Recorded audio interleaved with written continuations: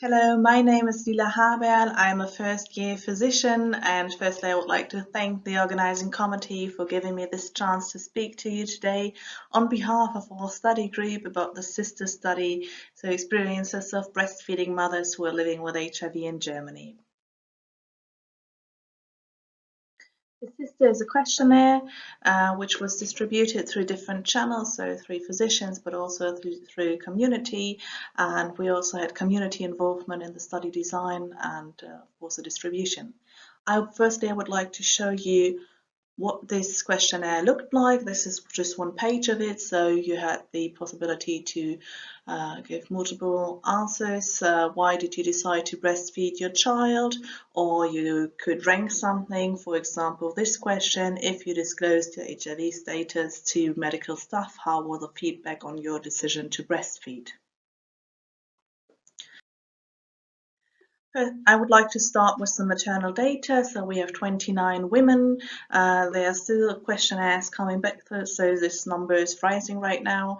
Mean age is 34 years, varying from 18 to 43, and we have a high proportion of women who finish school. And I would like to add that in this department also a lot of women finished university, and we have a great proportion of women who work in the medical field, like nurses or physicians or midwives themselves. Nearly half of our women come from the sub-Saharan African region, 41% from Germany. At the start of breastfeeding, all our women had a suppressed viral load. There were no comorbidities reported, and the maternal antiretroviral therapy was 55% NNRTIs, 38% INSTI, and 7% PI. We asked them if they have given birth before, and majority of our women did, 72. In this pregnancy, most of them delivered vaginally, and if you take a look at the right chart, you can see in pink tone 17% of women were diagnosed in this pregnancy where afterwards they decided to breastfeed, and if you add the 3% of diagnosed under 1 year, you have 20% of women who were fairly new diagnosed with HIV and decided to breastfeed.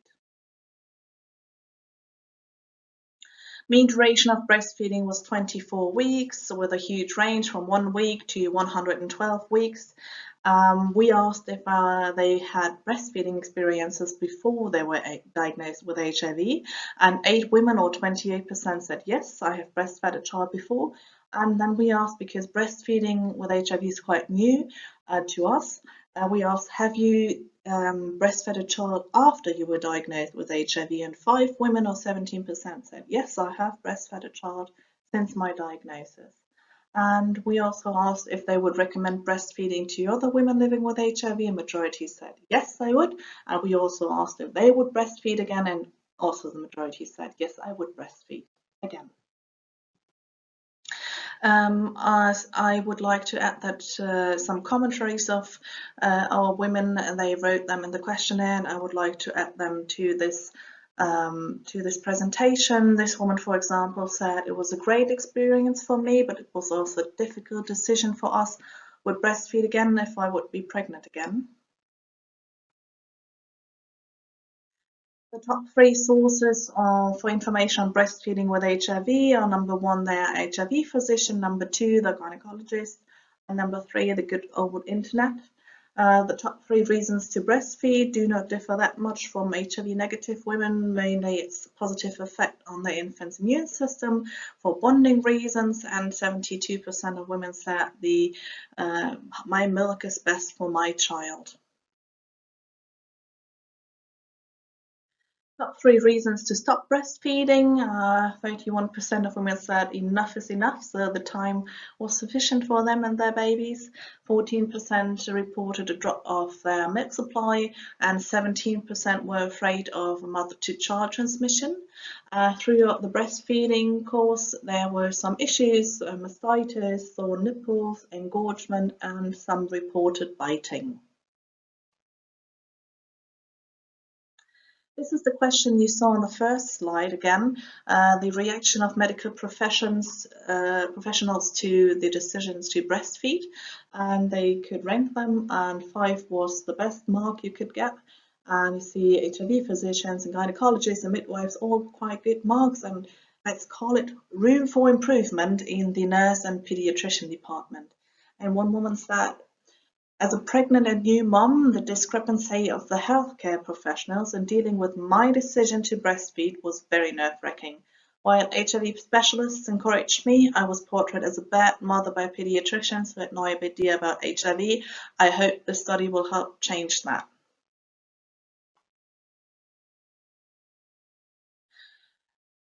We asked them, who knows about your HIV diagnosis? And in the lilac tones, you see that nearly 60% of women said nobody, only a few, so up to 5 people know about my HIV diagnosis, which goes hand in hand with the data that 55% did not disclose their HIV status to their midwife. And then, very interestingly enough, 10% did not disclose that they are breastfeeding to their pediatrician, and 10% did not disclose that they're breastfeeding to their gynecologist, and 7% did not disclose that they're breastfeeding to their HIV physician. So I would like to sum it all up. We have 29 women who have a high level of education, a high proportion of women with breastfeeding experience.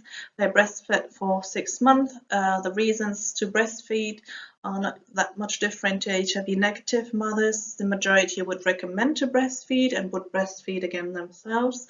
We got the feedback back that sometimes, in some cases, the decision to breastfeed was not supported throughout the different teams, so there's a need for more interdisciplinary communication. And one woman said, good cooperation between the disciplines seems particularly important to me. It was extremely stressful for me to have to justify myself several times and to each individual for a decision that had been made in advance and discussed with many experts. And women also acknowledged the opportunity through this study to express their experiences. So there is definitely a need for more community involvement. One woman said, it was so nice to have had this experience, and thank you for this study. And I would also like to thank a lot of people, everybody who supported this study, but especially our women who took time out of their days to fill out this questionnaire. And if you have any questions about the study, I'm very happy to answer them. And if you want to connect or ask later, please do so. And again, thank you to the organizing committee for giving me this opportunity, and thank you.